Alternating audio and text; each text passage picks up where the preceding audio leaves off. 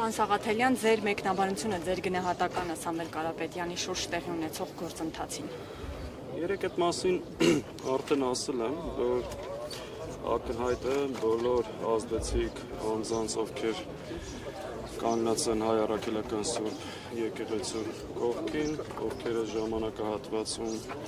օգնել են Արցախին, բարձրաձայնում են Արցախի հարցի մասին, այս իշխանությունների կողմից թիրախ է։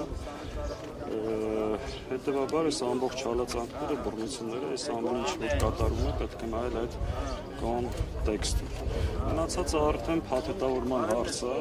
իսկ Նիկոլ Փաշինյանը իր սերիկայություններով դրա վարպետն է։ Հաստորեն եկեղեցուն աջակցել նշանակում է իշխանությունը զավթել, սա է այս իշխանությունների եւ ուժայինների տրամաբանությունը։ Տեսեք, այս իշխանությունների տրամաբանությունը շատ հստակ է, վերացնել բոլոր դիմադրության օջախները, ազգային ուժերին, անհատներին, հեղինակություն, միջազգային կապեր, իրենցից ինչ-որ բան ներկայացնող մարդկանց,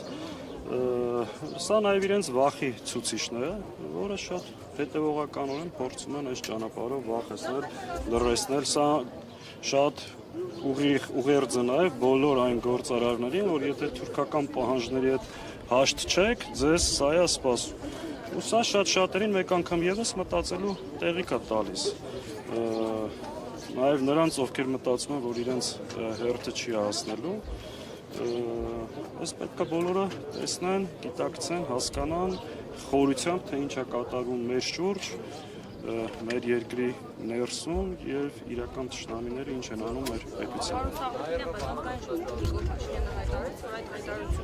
Եկեղեցու մասին չէ, այլ Հայաստանի Հանրապետության մասին է, փորձ է արվում, տպավորություն ստեղծել Հայաստանում կարող են գալ ինչ-որ մարդիկ, ինչ-որ տեղից ու իրենց ձևերով ասած ինչ-որ բան անել, ասում է, եթե կոնկրետ լուծումներ ունի Հայաստանի Հանրապետությունն ու չի հանդուրժի ինքը, որը որևէ մեկի դեպքում պատասխան նման բաներ ասի։ Դա ինչ է ասում մարդ, ասել է եկեղեցու կողքն, Նիկոլ Փաշինյանը Հայաստանի ինքնիշխանությունից, պետությունից, պետականությունից խոսելու իրավունք չունի, որովհետև ինքը Հայաստանի ինքնիշխանության և պետականության առհասարակ թշնամին է։ Դա ակնհայտ է։ Իսկ այն մյուս հայտարարությունը, որ պետք է ազգայնացվի, պետականացվի հեծը եւ այլ նմանատիպ կառույցներ, դա է շատ հստակ, պետք է հասկանանք ինչի մասին է խոսքը։ Առհասարակ ռուսական կապիտալով ընկերությունները, հեծը կլինի, վաղը կլինի Գազպրոմ Արմենիան, հետո Քաջարյանը, մյուս օրը Հարավկովկասյան երկաթուղիները, ինքը պետք է ազգայնացման անվան տակ խլի, որ այս ամեն ինչը հասնի Թուրքիա։ Այսա սրա քաղաքականության վերջը եւ սենց մեծ կապիտալով փորձում ամսի 20-ին գնալ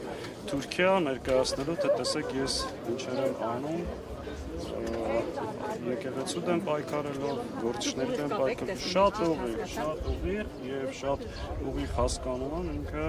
քայլեր է ձեռնարկում ռուսական կապիտալով ընկերությունների, ռուսական ազդեցությունը ստեղ թույլատնելու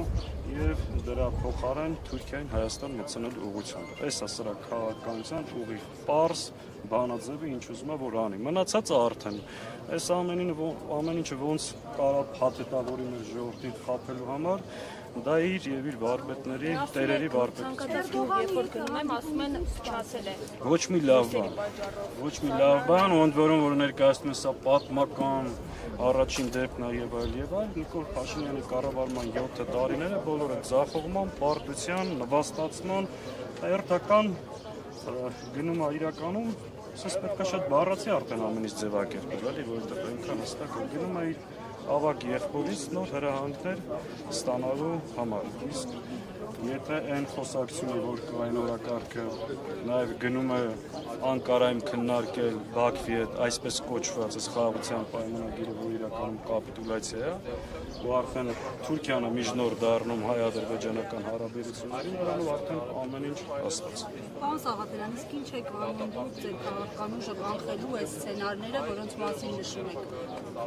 Դուք այս հարցը սենց առանց ինձ հետևական ես սիրով ամեն անգամ պատասխանում եմ։ Ասնով 5 տարվա ընթացքում կարծում եմ ինչ են կարել բոլորի աչքի առջևը, առհասարակ այդ հարցը պետք է տակ նրանց, ովքեր մինչև հիմա որևէ բան չեն արել, եւ շատ հստակ ասում եմ, այս բանը լուրջ խորհրդակցություններ են տեղ ունենում ավելի խորքային գործընթաց սկսելու համար, ավելի կոնկրետ գործընթացի ենթադրման այլ գործողություններ, ավելի կոնկրետ ավելի հստակ ես մանրամասն չեմ կարող որոշնական ասել, բայց կարող եմ հստակ ասել, որ կա խորհրդակցություն տարբեր ուժերի քաղաքական գործիչների միջև ստեղծված իրավիճակում համարժեք քայլեր ձեռնարկելու ուղղությամբ։ Պարոն Սաղաթելյան, երբ Փաշինյանը նամակների միջոցով օրինակ նույնիսկ ԲԴԽ-ի նախագահ է աշխատանքից հանում, այս պարագայում դատարանից ինչ ակնկալիք ունեք։ Առհասարակ Նիկոլի դատարաններից մեծ ակնկալիք ունենալը լուրջ չի, բայց քանի որ գործը շատ ջուր է, շատ ծիծաղելի է, ծաղրի առարկա է սա ամեն ինչը, դրա համար միշտ ինչ-որ մի տոկոս հույս ունես արդարության, չգիտեմ, ողջամտության, բայց ընդհանրապես Նիկոլի տիրապետության փակտորով դատարաններից մեծ հույս ունենալ չի կարող։ Սաղաթելյան, տարածաշրջանային իրադարձությունների, եթե կարելի է անդրադառնանք, Իրանի հայ համայնքից արդեն ներկայացուցիչներ ունեն, ովքեր փորձում են վերադառնալ Հայաստան, սահատում են սահմանները, խոսում եք իրենց հետ, ինչ կապ ունեք, ինչ չկատարում եք։ Ամենը մեկ ժամ առաջ եմ խոսել Իրանի ընկերների հետ, դիվերսիֆիկացիոն կառույցները համայնքում կայացնում բավականին վիճակը գնալով տագնապալի է դառնում։ Հայաստան այս բանը գալիս է ոչ միայն իրանահայեր, այլ նաև իրանցիներ ու բավականին մեծ հոսքով։ Իշխանը մեր պետությունը պատրաստ է մարտահրավերը դիմավորելու այս ծանր աշխարհաքաղաքական պայմաններում եւ երկրի շուրջ ինչ է տեղ ունենում, Նիկոլ Փաշինյանի գործողություններից արդեն ակնհայտ է, որ մարդը գոյություն չունի, սրա առաջնային խնդիրը երբեք մեր երկրի տարածքային ամբողջականությունը, ինքնիշխանությունը կամ պետականությունը չի։ Այս իմաստով, որ տեսնում ես ինչ է կատարվում մեր շուրջ, ով է Հայաստանի իշխանությունը, մտահոգությունները կրկնապատկվում են ու բավականին մտահոգիչ է այն ինչ որ տեղի ունենում։ Պիտի զորական հավեցեք։